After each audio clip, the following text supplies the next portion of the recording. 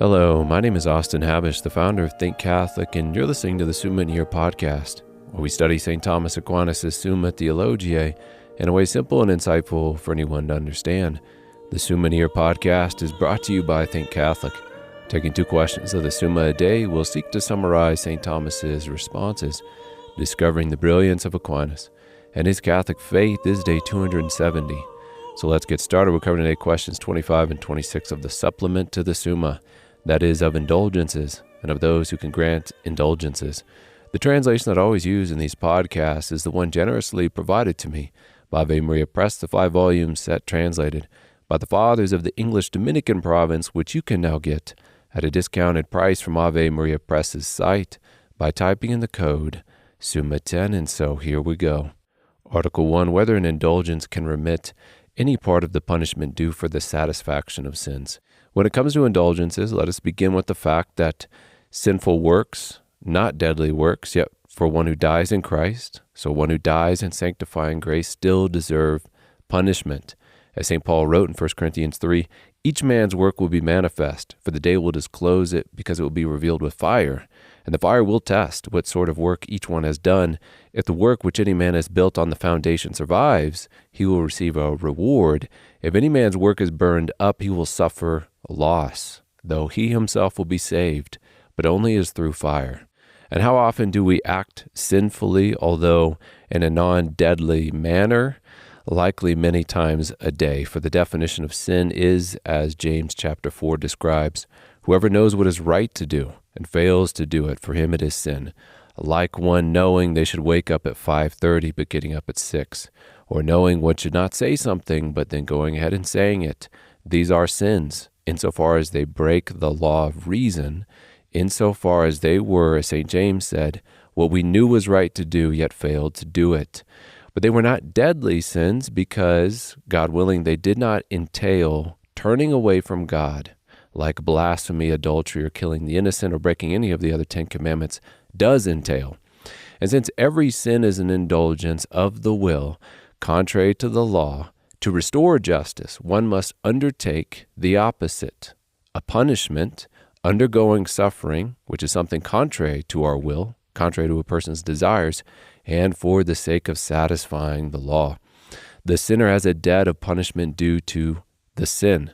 And just like we can pay other people's debts financially, when it comes to financial debts, so too our merits, our rewards, can cover other people's demerits.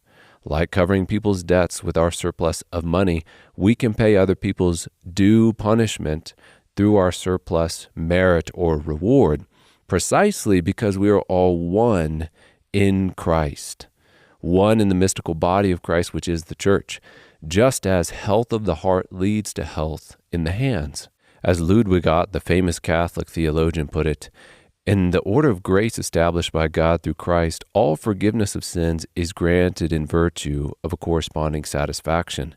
In the extra sacramental remission of temporal punishments for sins and indulgences, the Church offers to the divine justice a substitute satisfaction, that is, the infinite satisfaction of Christ and the superabundant satisfactions of the saints.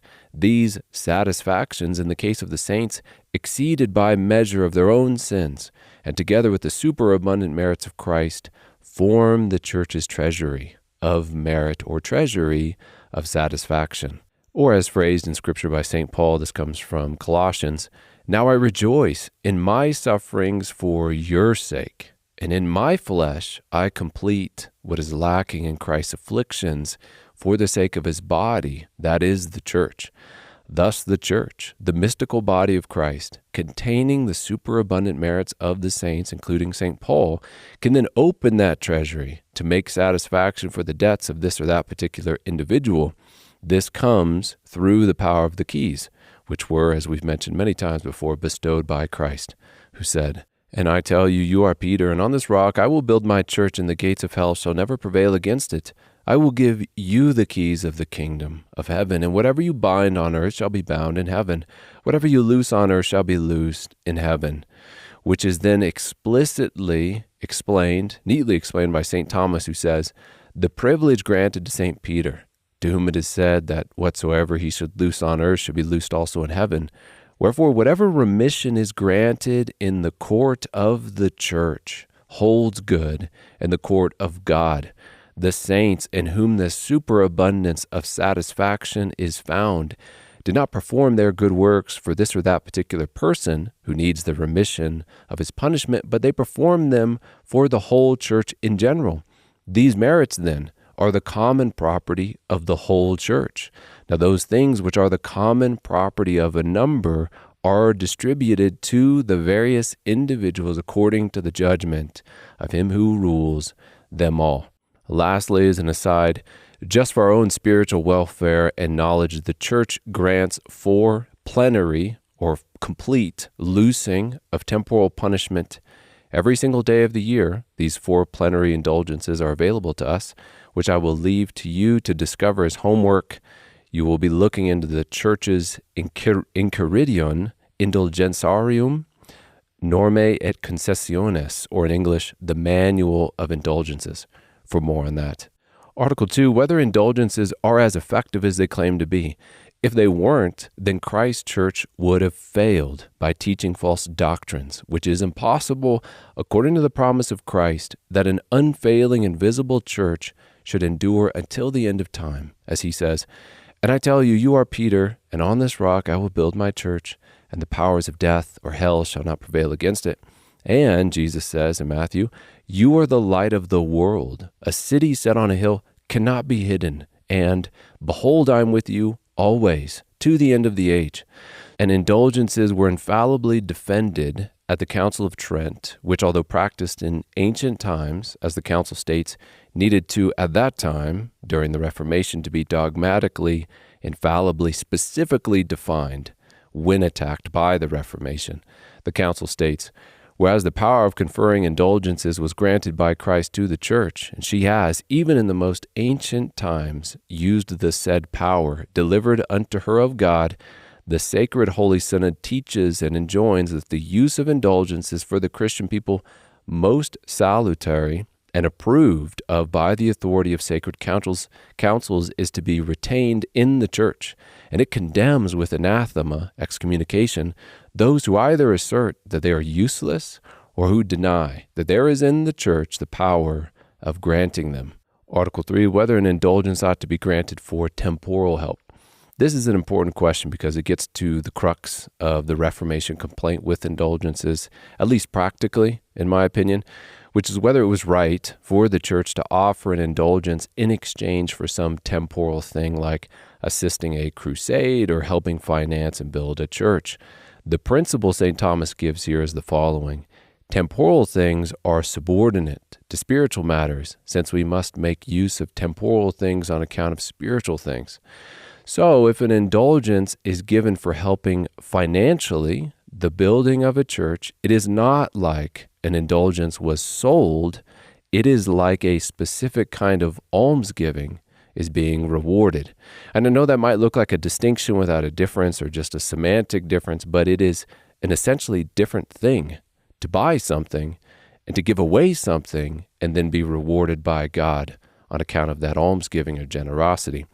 Almsgiving, since it is a good work and unto a spiritually good end, like the building of a place of worship, the church then, in seeking rightly the advancement of the spiritual good of others, which will come through that church, can then reward this specific kind of almsgiving, which will benefit the church with an indulgence.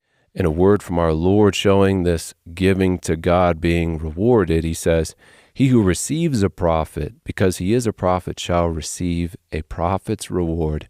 And whoever gives to one of these little ones even a cup of cold water, because he is a disciple, truly I say to you, he shall not lose his reward." We then turn to question 26 of those who can grant indulgences. Article 1, whether every parish priest can grant indulgences. The prelates, or the governors of the church, are the proper dispensers of indulgences, because it is the superabundant merits of Christ and his saints within the treasury of the church which are being applied to this or that individual in the granting of an indulgence, and those with the keys, who are governors of the church, have the authority to apply such a treasury to this or that individual.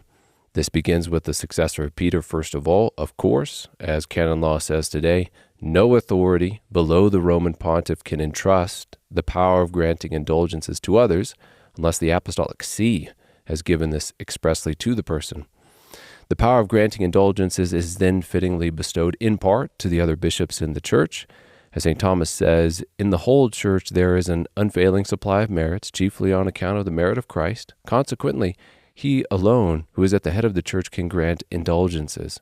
Hence, a bishop alone is properly called a prelate of the church, wherefore he alone, like a bridegroom, receives the ring of the church. Hence, parish priests or abbots or other like prelates cannot grant indulgences. Article 2, whether a deacon or another who is not a priest can grant an indulgence. In a sense from our article, the distribution of the church's treasury is entrusted to the same person as the government of the church. Now, this is entrusted sometimes to one who is not a priest. Therefore, he can grant indulgences, since they derive their efficacy from the distribution of the church's treasury.